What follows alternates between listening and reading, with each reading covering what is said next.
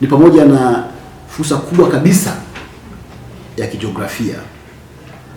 Tunatangaza fursa ya kijiografia kwa msingi wa kwamba wakati Tanzania ni nchi ambayo imebahatika kijiografia kuwa inapakana na nchi nyingi ambazo hazina bandari, kwa maana ni landlocked countries, na kwa sababu hiyo nchi hizo zisizo na bandari zinafanya biashara na dunia kupitia bandari ya Dar es Salaam, kwa maana ya kwamba zinauza huko duniani, Asia, Ulaya, Amerika na kwingineko kupitia bandari ya Dar es Salaam, na zinanunua nje huko kutoka Asia, Ulaya, Amerika kuja kwenye mataifa yao kupitia bandari ya Dar es Salaam.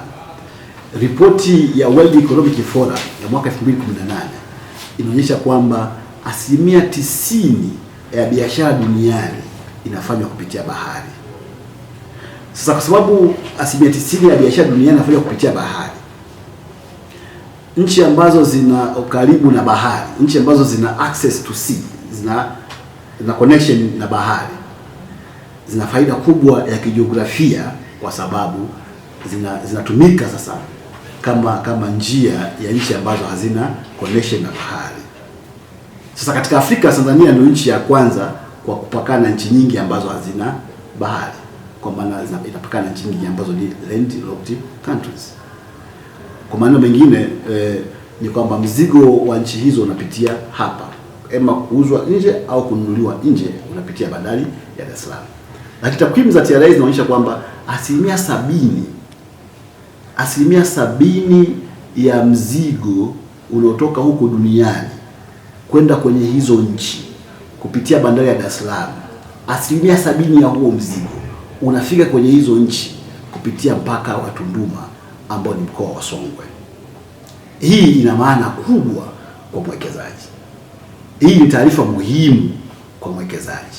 Mtu anayefikiria kuwekeza anaweza, taarifa hii inamsaidia sana kufanya maamuzi ya kiwekezaji. Mwekezaji, taarifa hii inamsaidia nini?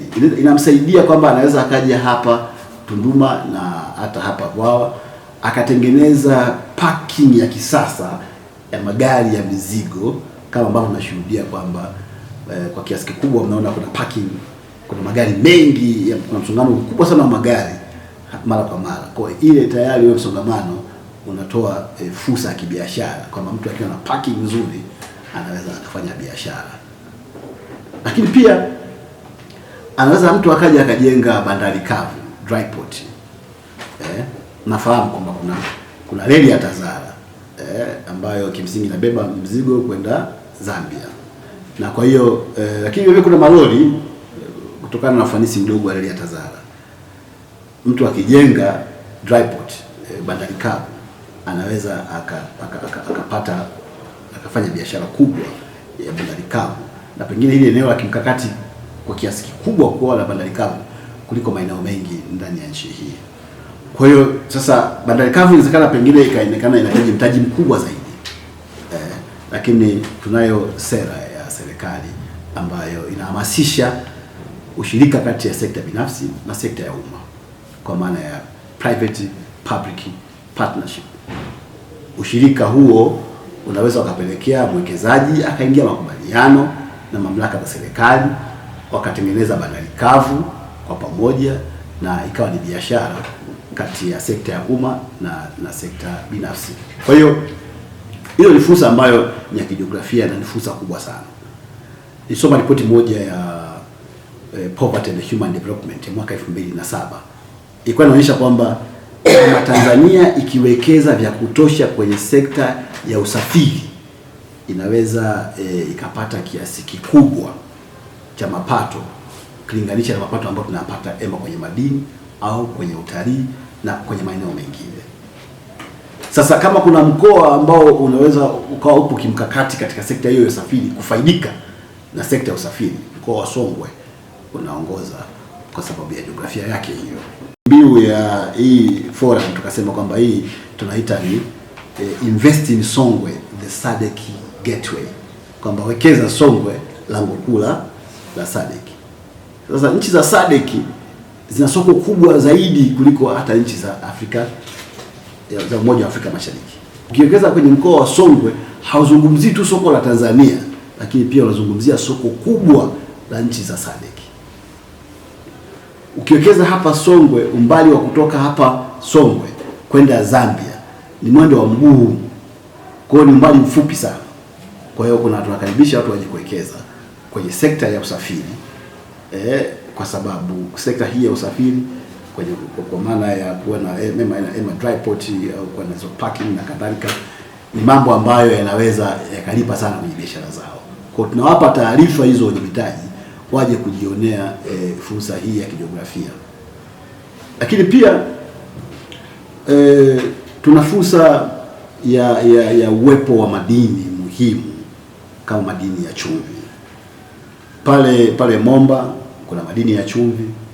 Tayari serikali ya mkoa kwa kushirikiana na halmashauri ya Momba tuliwapa kazi Geological Survey of Tanzania GST, wakafanya study, wakagundua kwamba pale Momba kuna maji ya chumvi mengi kiasi ambacho hata mkisema mzalishe zaidi ya tani 100,000 kwa mwaka mnaweza mkazalisha kwa miaka isiyojulikana.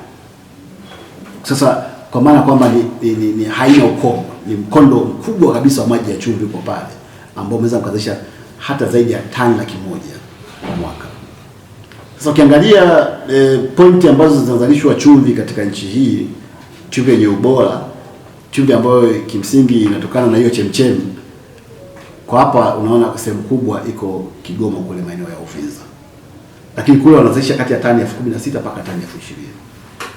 Na moja ya changamoto ambao wanayo kule ni ule ukubwa wa eneo ambalo liko flat, kwa sababu wataalamu wa masuala ya chumvi na uzalishaji wa chumvi kutumia jua wanaangalia vigezo vitatu ambavyo vinaamua size au ukubwa wa uzalishaji wa chumvi. Kigezo cha kwanza ni uwepo wa maji ya uhakika ya chumvi kama chemchemi hiyo, ambacho tayari it is proven. Kwa mwekezaji akija hapa kuhusu kuwekeza kwenye kiwanda cha chumvi, kuhusu uwepo hayo maji, tayari Geological Survey of Tanzania wameshakamilisha kazi, atapewa ripoti kwamba hiki kitu tayari kimeshafanywa utafiti na mamlaka ambayo kimsingi inahusika na kazi hii. Lakini jambo la pili ambalo linahusika kwenye uzalishaji wa chumvi huwa ni size ya flatland, yani ukubwa wa flatland. Pale sisi tuna zaidi ya ekari 10,000 zipo tu flat. Kuna baadhi ya maeneo wanapata shida kutafuta flatland kiasi cha kwamba wanakwenda kuitafuta juu ya mlima. Kule Uvinza walio kwenda kutafuta juu ya mlima, kwa maana ya muundo wa pale ulikuwa ni mlima. Sasa kuipata flatland kubwa ikawa shida, kiasi cha kwamba wakaona kuna flatland moja iko juu ya mlima, kwa wakaanza kupampu maji kuyapeleka kule mlimani kuitafuta flatland. Sisi tuna flatland ambayo kwa kweli ni kubwa kiasi ambacho mwekezaji hatakuwa na challenge ya kupata flatland, hatakuwa na challenge ya kuhusu maji, kwa sababu Geological Survey of Tanzania wameshathibitisha. Lakini vile vile kitu kingine ni kiasi cha siku za jua katika mwaka, kitu ambacho ni wazi kwamba hakuna changamoto ya jambo hilo kwa nchi nzima kwa ujumla wake, hakuna changamoto hiyo. Kwa hiyo tunawakaribisha wawekezaji waje wawekeze, kwa sababu tuna hiyo mali rasilimali ambayo wakiwekeza mitaji yao wanaweza wakafanya biashara kubwa. Lakini zaidi maana mwekezaji anajiuliza kwamba soko lipo, maana kuwa na rasilimali mali asili ni jambo moja, lakini soko ni jambo muhimu zaidi kwenye kuwekeza mtaji. Taarifa za Wizara ya Viwanda na Biashara zinaonyesha kwamba 70% ya chumvi tunayotumia nchini ni imported, tunanunua kutoka nje, Mombasa huko na maeneo mengine. Kwa sisi ni 30% tu ya chumvi ambayo tunazalisha kwa matumizi ya ndani. Sasa manangu ni nini? Manangu ni kwamba soko la chumvi ndani ya nchi hii lipo, kwa sababu kununua 70% chumvi kutoka nje ni kielelezo tosha kwamba tuna soko la hakika la chumvi ndani ya nchi. Lakini zaidi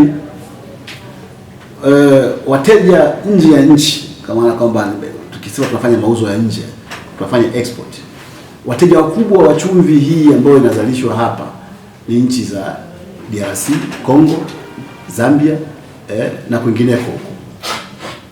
Sasa ukiangalia umbali wetu kutoka hapo Momba kwenda Zambia ni umbali wa mguu, yaani ni sehemu ya kwenda kwa mguu. Kwa mwekezaji akiwekeza Songwe hapo Momba kwenye sekta ya chumvi, ana nafasi kubwa sana ya kutengeneza faida kubwa kwa kufanya biashara na hizi nchi za jirani, lakini pia kufanya biashara ndani ya nchi, kwa sababu ndani ya nchi kuna soko na jirani kuna soko kubwa. Lakini zaidi ya hiyo, tuna fursa hapa ndani ya mkoa wa Songwe kwa mwekezaji ambaye atatamani kuwekeza kwenye kiwanda au viwanda vya chakula cha mifugo. Kama nilivyosema kwamba uamuzi wa mwekezaji unaangalia upatikanaji wa malighafi, lakini vile vile upatikanaji wa soko. Sasa ukiangalia hapa takwimu za huu mpaka wa hii boda hii ya Tunduma zinaonyesha kwamba kwa takriban miaka 3 mfululizo kiasi cha chakula cha mifugo kinachopita hapa kutoka Zambia ni wastani wa tani 500 kwa mwaka. Hii maana yake nini? Hii maana yake ni kwamba kuna mahitaji, kuna soko la chakula Tanzania na nchi zingine. Kwa sababu hiki ambacho kinapita hapa kwenye mpaka wa Tunduma sio kwamba ni kwa ajili ya mifugo ya Tanzania peke yake, ni pamoja na nchi zingine ambazo zinanunua chakula hicho kutoka Zambia, kwa hapa inapita. Sasa hii maana yangu ni nini? Maana yangu ni kwamba takwimu hii inaonyesha kwamba kuna soko, ndio maana tunanunua kutoka Zambia. Lakini je, malighafi za kutengeneza chakula hicho hatuna? Malighafi za kutengeneza chakula hicho ni nafaka hizi ambazo zipo, nafaka hizi mazao kama ya alizeti, mashudu yale ndio ambayo yanatumika kwa ajili ya kutengeneza chakula cha mifugo, ambacho kwa kweli kwenye mkoa wetu tumejaliwa kuwa na potential kubwa kama nitakavyoeleza ya hizo nafaka. Mkoa wetu huu, mkoa wetu wa jirani wa Rukwa, hata Mbeya, kote huko hizi nafaka zinapatikana. Kwa soko lipo, nafaka hizo kwa maana ya malighafi zipo. Hii ni fursa. Takwimu ya TRA kuonyesha kwamba kuna tani 500 importation kutoka huko Zambia kuja huku ni kielelezo cha kwamba soko lipo. Watu waje watengeneze viwanda vya chakula cha mifugo ili kusudi waweze kupata fursa, waweze kupata faida ya biashara hiyo ya chakula cha mifugo. Sasa ukiacha hiyo, kama mkoa tuna bahati ya kuwa na madini kama ya dhahabu. Ukienda kule Songwe kuna madini ya dhahabu, kuna wachimbaji wakubwa, wakati na wadogo, wote wale ni kielelezo cha kwamba biashara ipo. Kwa hiyo wale ambao wanahitaji kufanya biashara ya kununua, wale ambao wanahitaji kufanya pengine biashara kwa maana ya uchimbaji, fursa zipo. Umeendelea kuja na tunahamasisha waendelee kuja kwa sababu kuna fursa kubwa kwenye sekta ya madini na hususan dhahabu. Wanaweza kaendelea kuja na mkoa huu ukazidi kupata faida katika eneo hilo. Ile wilaya ya Songwe ndio wilaya kubwa kuliko zote, na mbali ya kuwa na dhahabu hizo, wana fursa kubwa sana ya maeneo ya kilimo. Kwa hiyo kwa kuwa na fursa ya maeneo ya kilimo, inaweza ikawavuta wawekezaji kutoka nje kuja ndani kuwekeza kwenye sekta ya kilimo. Wanaweza wakalima pale korosho, wanaweza wakalima pale alizeti, wanaweza wakalima ufuta.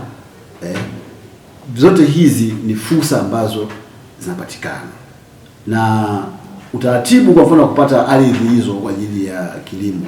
Hapa ofisini kwetu tunaye afisa wa biashara ambaye mwekezaji atakapofika tu atamshughulikia masuala yote ambayo yanahusiana na ardhi na taratibu zingine, ili kusudi muondolea usumbufu ule wa kuhangaishwa na baadhi ya idara za serikali pasipo sababu. Kila wilaya tumetenga maeneo kwa ajili ya uwekezaji wa viwanda. Kwa hiyo mwekezaji akifika atapokea kwa mikono miwili ili kusudi aweze kuja na kuanza kuwekeza. Kwa hiyo kule Songwe tunasema kuna fursa kama hizo za madini, lakini pia kuna fursa hizo za uwekezaji kwenye kilimo kama cha alizeti, korosho, ufuta. Zote hizo ni fursa ambazo wawekezaji wakija hapa watapata nafasi hiyo.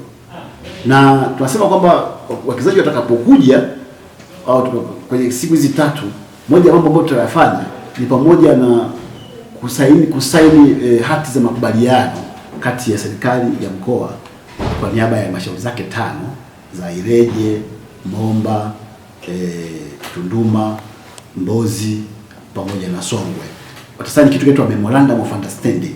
Kwa mkoa atasaini MOU pamoja na wawekezaji hao. MOU msingi wake ni nini?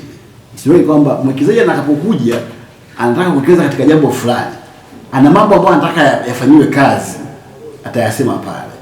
Lakini pia na huyu serikali kwa maana ya serikali ya mkoa kwa niaba ya halmashauri zake itakuwa na mambo ambayo inahitaji kutoka kwa mwekezaji.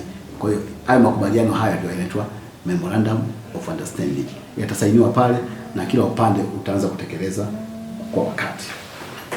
Sasa ukiacha Songwe na habari hizo za alizeti, korosho, ufuta na kadhalika, huu ni mkoa ambao una faida kubwa una faida kubwa na umejaliwa hali ya hewa na ardhi ambayo inafaa sana kwa kilimo cha kahawa. Na kahawa ndio zao kubwa ambalo tunaliuza nje kutoka katika mkoa huu wa Songwe. Na kahawa ya mkoa wa Songwe inafahamika kwamba tunazalisha zaidi kahawa ya aina ya Arabica. Tuna potential ya kuzalisha kahawa hata tani 100,000 kwa mwaka. Ingawaje kwa sasa uzalishaji uko kwenye tani 12,000 mpaka 15,000 kwa mwaka.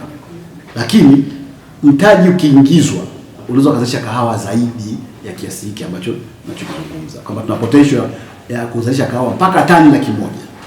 Ingawaje tunazalisha kati ya 12,000 mpaka 15,000 na ni wapili kwa kuzalisha kahawa katika nchi hii.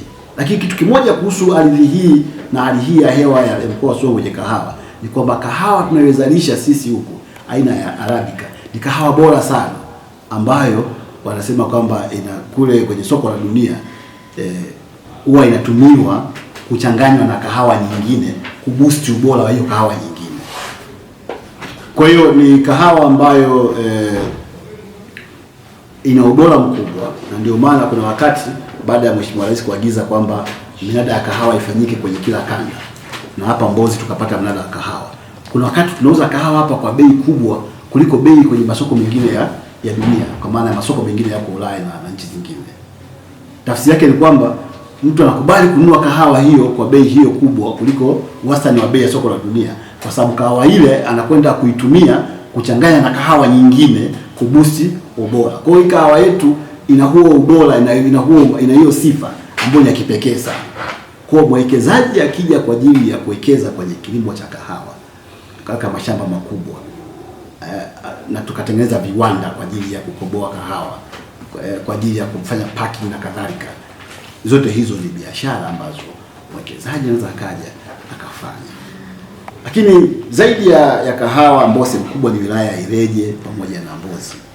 Pia ulipokuwa mkisikia kwamba mkoa wa Mbeya unatoa mpunga mzuri, mchele mzuri, ni wakati huo Songwe na Mbeya zipo kwenye mkoa mmoja. Lakini kwa kweli kwamba mchele mzuri nchi hii unatoka sehemu moja inaitwa Kamsamba, ambayo ni sehemu ya mkoa wa Songwe, wilaya ya Momba.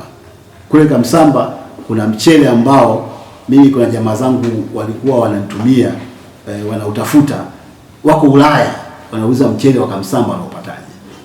Kwa hiyo ni mchele wenye ubora mkubwa. Ni mchele ambao unaweza unanukia kiasi hata cha umbali wa mita 50 unasikia harufu ya wali. Hapo hujaguswa chochote kile. Ukiwa tu kwenye mashamba tu yale umbali wa mita 50 mpaka 100 unausikia. Sasa ile sifa ile ina umaalumu wake kwenye uwekezaji. Kwa mwekezaji ambaye anataka azalishe mchele wenye ubora utakuweza kushindana kwenye soko kwa sifa hizo, akija ndani ya mkoa wa Songwe atapata maeneo ya kuwekeza kwenye sekta hiyo ya mpunga, na anaweza akafanya biashara kubwa ya kilimo cha mpunga, lakini vile kiwanda cha kukoboa na nafanya packing, tunaweza kuuza ndani na nje ya nchi. Lakini pia huu ni mkoa ambao ni mkoa wa kilimo, kwa maana kwamba kuna uzalishaji mkubwa sana, na ndio maana hata kwenye takwimu za NFRA wanaonyesha kwamba sisi ndio tunaongoza kwa matumizi makubwa ya mbolea. Sio kwa sababu kwamba ardhi yetu imechoka, hapana, kwa sababu wakulima wetu wanajua kulima kisasa zaidi, na kuna uzalishaji mkubwa sana wa nafaka. Sasa uzalishaji huu wa nafaka pia ni soko lingine la uwekezaji, kwa maana kwamba mtu anaweza akaja akawekeza kwenye kutengeneza storage facilities, akatengeneza godown kubwa za kisasa ambazo zinaweza zikahifadhi pengine nafaka hata kwa miaka 10, na kwa namna hiyo akafanya biashara nzuri sana ya kusindika, kuchakata, kufanya packing ili kusudi aweze kuuza ndani na nje ya nchi. Na inafahamika kwamba soko letu la chakula liko kubwa. Walikuja Zambia hapa, walikuja Zimbabwe, wanakuja Kenya, wanataka kununua chakula kutoka mkoa wa Songwe. Kwa hiyo akija mwekezaji hapa akajipanga kimkakati kwa kutengeneza storage facility peke yake, anaweza akafanya biashara kubwa na ikamsaidia yeye mwenyewe kama mwekezaji, lakini vile vile ikasaidia mkoa wa Songwe, lakini vile ikasaidia maisha ya wakazi wa mkoa wa Songwe na wananchi kwa ujumla. Sasa hayo ni baadhi ya maeneo, lakini pia mbali ya maeneo haya ambayo yanafahamika kwa kiwekezaji katika sura ya kibiashara na kiuchumi, yako maeneo ambayo tuna zaidi ya ekari 6,000 ndani ya mkoa wa Songwe ambazo zinafaa kwa ufugaji wa nyuki. Nyuki ni biashara kubwa duniani. Mwaka 2018 soko la asali duniani lilikuwa dola bilioni 7.8. Lakini nchi ya kwanza kuuza asali duniani ilikuwa ni Ethiopia, inauza asali yenye thamani ya dola milioni 50. Tanzania ilikuwa ya pili, inauza asali yenye thamani ya dola milioni 68. Sasa tafsiri yake ni nini? Tafsiri yake ni kwamba kuna soko kubwa la kuuza asali duniani ukilinganisha kiasi ambacho tunauza. Sasa kwa sababu soko hilo duniani lipo, kuna fursa kubwa hii ya misitu ya zaidi ya ekari 6,000 ambazo unaweza ukaja ukawekeza. Hii ni misitu ya serikali na imeshatolewa vibali kwamba watu ambao wataka kufuga nyuki waje, watapewa, watakatiwa maeneo, watawekeza, wafanye ufugaji wa nyuki ili waweze kuvuna asali. Unataka nini tena? Kwa kimsingi zipo vitu vingi ambavyo watu wanaweza wakaja hapa wakawekeza. Kwenye huduma, huu ni mkoa mpya, mkoa ambao uko mpakani hapa, una mwingiliano mkubwa wa watu. Kuna huduma nyingi tu za kihoteli ambazo watu wanaweza wakaja hapa wakawekeza. Huu ni mkoa ambao unazidi kuendelea kujengwa. Kuna huduma kama za ofisi mbalimbali zikajengwa. Zote hizo ni biashara na ni uwekezaji ambao mtu anaweza akaja akaweka hapa kwa ajili ya uwekezaji. Sekta ya huduma ni sekta kubwa duniani. Na nchi nyingi sekta ya huduma ni kubwa pengine hata kuliko sekta ya viwanda.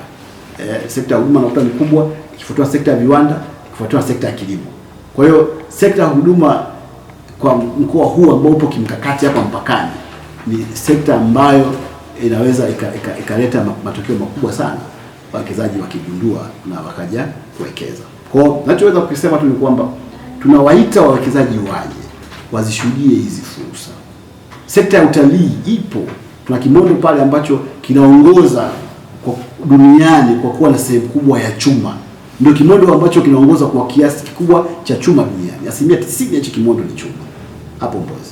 Kwa hiyo wanaweza wakaja kwenye ajili ya utalii kuangalia Kimondo hicho, na wanaweza wakaja kwa ajili ya kutengeneza mazingira ya utalii na uwindaji, ambayo kuna misitu hiyo nilizungumza yenye ukubwa wa zaidi ya ekari 6,000 ambayo ina wanyama wakubwa, na kwa hiyo ni fursa kwa ajili ya uwekezaji kwenye sekta ya utalii. Wanaweza wakajenga miundombinu kwa ajili ya watalii kule na wakafanya vizuri tu.